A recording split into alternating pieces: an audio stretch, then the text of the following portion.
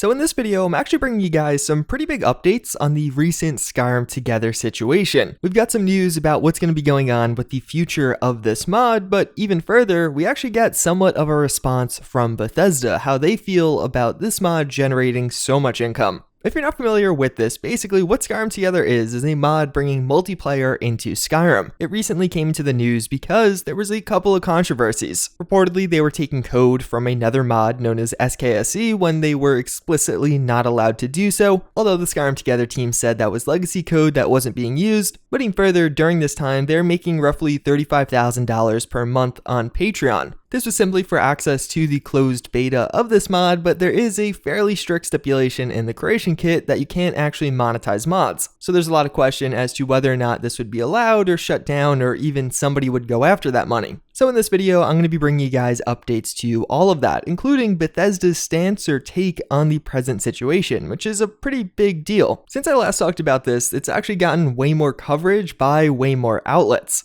Quite a few websites have picked up the story, bringing quite a bit of attention to the situation. When I made my last video, it was pretty much right when they actually closed down the closed beta aspect of this mod because there was so much controversy and there were those claims of stolen code. Although something interesting to note since then, even though they have had a significant drop in Patreon contributions, how much money they're making per month, it's not as big of a drop as you'd probably expect. They still are, at least at the time of recording this, making $26,000 per month on Patreon. That being from 24,000 different patrons. We'll touch back on that later in this video, but another fairly interesting thing to come out during the past couple of days was actually from the original creator of Skyrim Together. There have been several attempts at multiplayer mods for Skyrim, one such one being Tamriel Online. There are several different people working on that project, but one day the creator of it, and really the owner of it, disappeared and wasn't heard from for quite a while. And following that, wanting to move forward with the idea of Skyrim multiplayer, somebody on the Tamriel Online team created Skyrim Together and recruited some of the members that are there today. That guy's name is this, I'm not going to attempt to pronounce that. He has a fairly long post detailing the history of this project and some of the sketchiness that went on along the way. I'm not going to go point by point on that. I will have a link to it down below if you want to read up on it. But one of the notable parts is that this is actually the guy that created Skyrim Together and recruited who is now the lead dev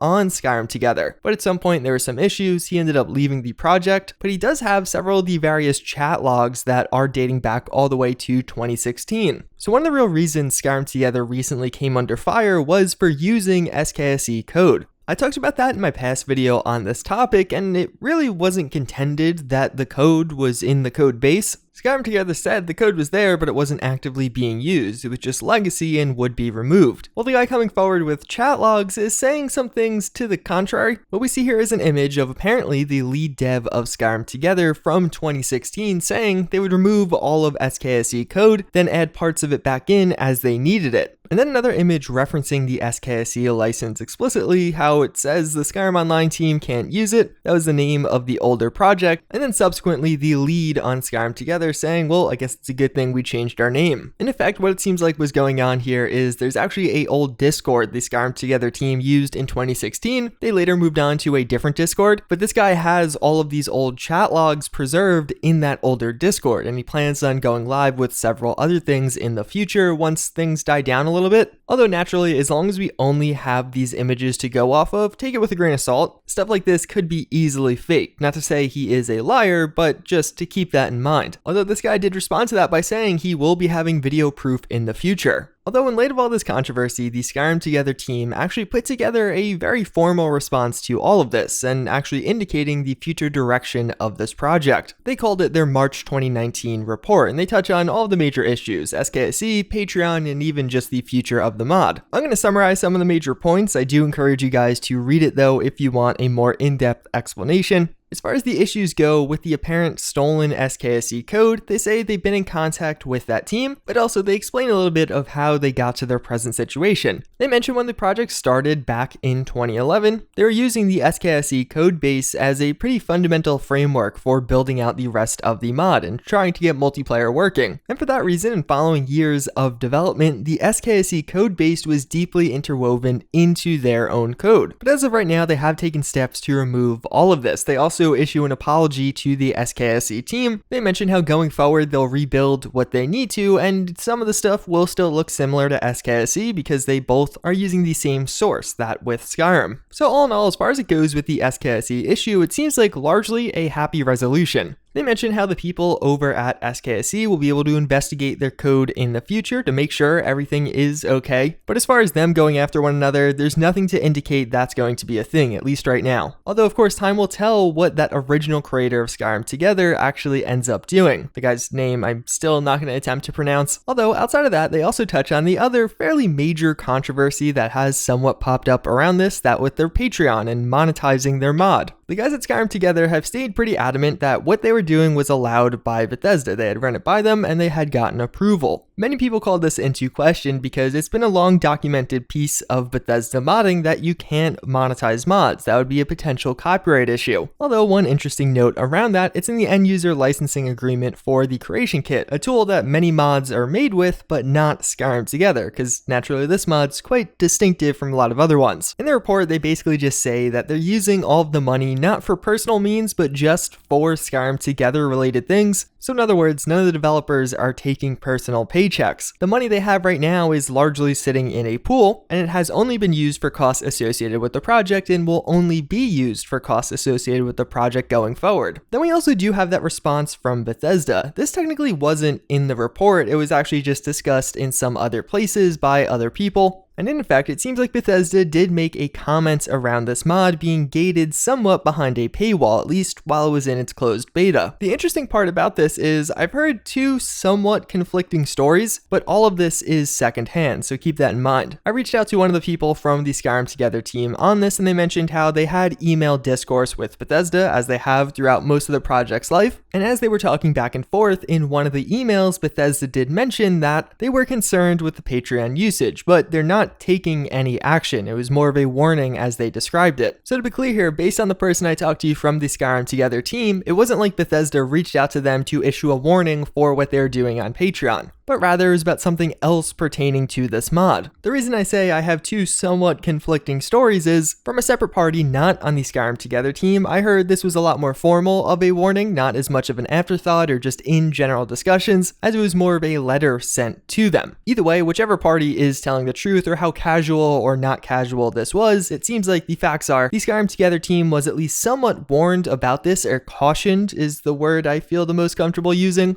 But at least as of right now, Bethesda is not trying to take any action. They don't have to stop or change any of their future plans. Although granted, the Skyrim Together team wasn't planning to charge for this mod in the future. Once the closed beta ended, that was the end of that, and that ended quite a few days ago now. Once the open beta and full release comes, those will be for free for everyone. But speaking about release, this is another topic they touched on in that report. They mentioned how over the course of the closed beta, they got a ton of crash reports from a ton of different unique users. So over the next weeks or however long it does take, they will be analyzing that and fixing some of the most common causes of crashes. But even beyond that, the next release will also be for Uldrim, otherwise known as Skyrim Legendary Edition, not Skyrim Special Edition. And as far as an official release date goes, it's just going to be when it's ready. So all in all, this seems like it is mostly positive. It doesn't seem like there's any risk of this project being shut down or development not just continuing as normal. Obviously, the community does have a particular reaction around this, whether you disagree with the project continuing or want to support it and see it prosper, whether or not you think their apology and steps taken trying to fix some of the previous issues are enough or they should be doing more. But hopefully, if nothing else, in this video, I laid out some of the facts in a fairly objective way. I tried to really communicate with both sides here to look at what actually is happening,